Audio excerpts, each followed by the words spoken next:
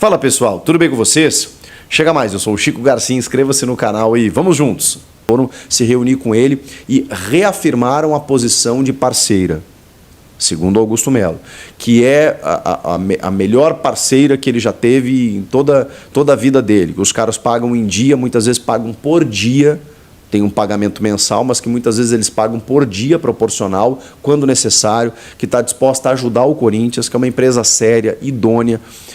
O Augusto fez rasgados elogios à VaideBet, as pessoas que comandam a VaideBet, e que não há nenhuma possibilidade de rescisão de contrato, que essa empresa quer ajudar o Corinthians e que tudo isso é uma intriga da oposição para que haja rescisão, que o Corinthians não consiga maiores patrocinadores, não consiga crescer e com isso se prejudique nesse sentido. Inclusive ele disse que perdeu um grande patrocinador em escala mundial nos últimos dias por conta dessas notícias. Ele não revelou o nome desse patrocinador, mas era um patrocínio muito alto para a camisa do Corinthians, que o cara chegou para ele conta bem assim, ele disse assim, vamos dar uma segurada, vamos deixar baixar a poeira por conta dessas notícias, e que esse é o ônus quando você tem notícias nesse sentido. Palavras do Augusto Melo. Para quem está pensando como eu, que é a Emirates, lá adiante na entrevista, o Cross pergunta para o Augusto sobre a Emirates e ele fala que é fake news, que não tem nada de Emirates, nega veementemente. Aí o Cross falou, pô, mas essa seria bom que fosse verdade, né? Porque se fala num investimento de 1 bi para naming rights, inclusive da Arena, pagando a multa da Hypera Pharma, da Neoquímica, para poder colocar o nome numa Emirates Arena, quem sabe, naming rights do CT, patrocínio de camisa e tudo mais, mas ele negou absolutamente todas essas informações. O fato é que ele tem uma viagem marcada na semana que vem para a Europa, onde ele vai provavelmente captar recursos nesse sentido também. E aí a gente vai descobrir se tem alguma coisa de Emirates ou não. Pode ser que tenha algo relacionado ao Wesley? Pode. E aí ele faz uma frase durante a entrevista que eu considero importante. Ele diz que o Wesley vai ser a maior venda da história do Corinthians. E não descartou que já seja agora. Ele fala que a primeira sondagem que o Wesley recebeu foi de 8 milhões de euros, quando o empresário chegou até ele. E aí que ele, já com o pensamento de que os jovens jogadores do Corinthians precisam ser bem valorizados, conversaram no seguinte sentido: vamos fazer um projeto para que todo mundo saia ganhando e ganhando mais, e que ele não quis entrar em valores, mas que os valores que estão sendo aventados aí por uma negociação do Wesley são menores do que ele pretende vender o Wesley. A gente sabe, e a informação, que o Augusto quer pelo menos 25 milhões de euros pelo Wesley, que já tem 19 anos.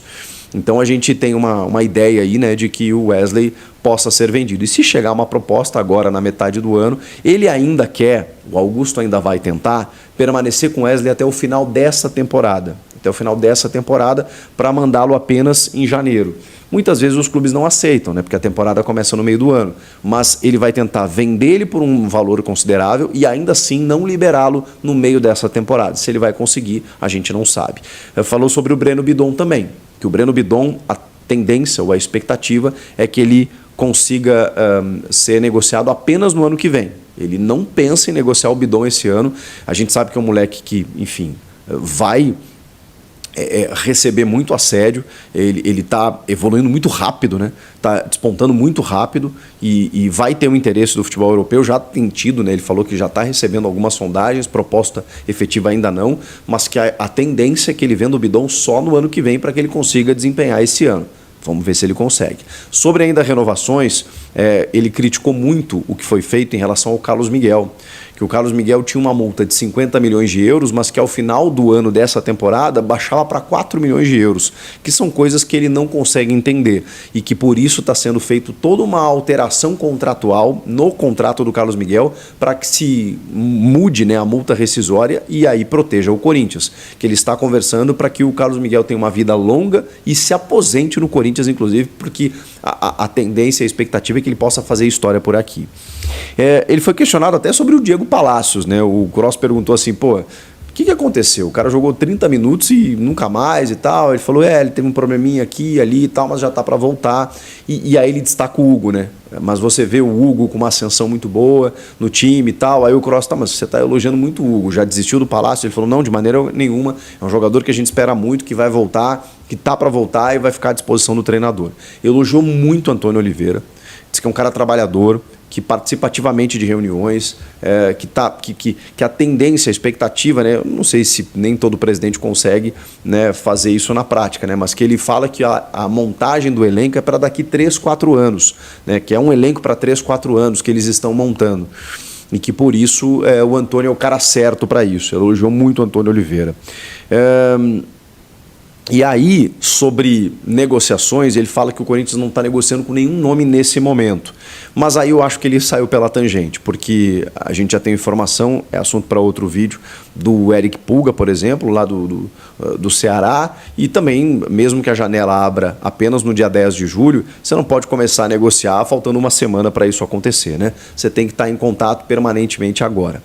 O Augusto disse que não fala mais com empresários, né? Que ele tem um executivo para isso, que é o Fabinho Soldado, que está fazendo um trabalho muito interessante nesse elo entre jogador e diretoria, porque ele é o boleiro, ele foi jogador, e que ele fala a linguagem dos caras, e com isso ele está aglutinando muito o ambiente, está sendo muito bem quisto lá dentro do vestiário, e ele negocia com o empresário. Ele valorizou, por exemplo, a chegada do Kaká, que foi uma medida, né, do Fabinho Soldado, que já parte, né, dessa ideia diante de um diretor de futebol estatutário, que era o Rubão, que teve alguns problemas, né, no comando da gestão, especialmente no começo da temporada. Olha, o Augusto falou sobre tantos assuntos que eu anotei alguns, mas tem outros que eu vou lembrando aos poucos, assim, pela conversa que ele acabou tendo com o Kroos, assim, o Kroos foi perguntando e ele foi respondendo.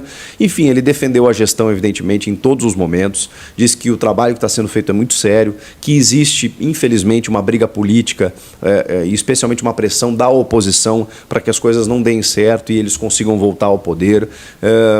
Falou, inclusive, diretamente, né, joguem limpo, eu perdi a eleição, depois eu ganhei a eleição, mas eu nunca ataquei ninguém, somos todos corintianos, eu quero o Corinthians forte. Aí ele falou todas as benfeitorias, né, que ele tem feito em várias áreas, né, não apenas no futebol, na criação do basquete feminino, na retomada do basquete feminino, angariando patrocínios, né, o departamento de futebol feminino também tendo uma atenção, que é um dos departamentos de futebol feminino mais valorizados do mundo, e né, o Corinthians é um case de sucesso no seu departamento feminino, né, e ele falou que ele tem essa responsabilidade de manter. Olha, se teve uma coisa boa do Duílio Monteiro Alves, foi o investimento e a atenção dada ao futebol feminino, que cresceu, continua crescendo muito na gestão passada. Enfim, falou sobre todos os assuntos possíveis. E, como eu disse, negou todas as acusações e ele vai precisar. O Augusto, assim, eu não tenho nenhuma relação com o Augusto, eu gosto de falar isso porque, às vezes, quando a gente fala num certo tom, parece que a gente está passando pano, ou num certo tom, parece que a gente está criticando de uma forma desmedida, não tem nada disso. Eu cobro o Augusto como cobro qualquer outro dirigente do futebol.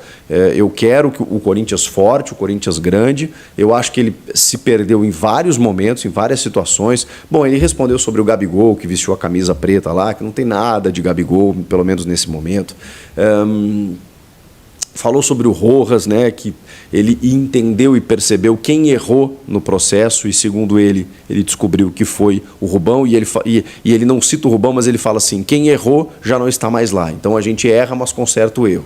Tá bom, acho que é uma resposta, né, porque realmente, e são erros que custam caro, né? São erros que custam caro, que ele falou que não são esses valores que estão sendo divulgados, aí de 40 milhões no processo da FIFA, mas de qualquer forma não vai ser barato também, né?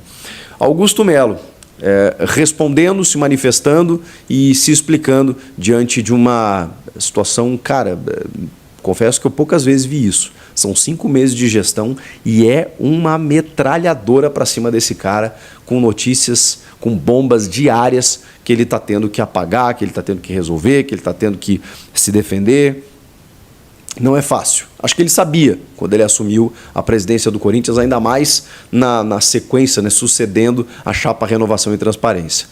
Vai ser preciso muita calma e tranquilidade e habilidade para contornar todo esse bastidor político fervendo, para que isso não entre dentro de campo.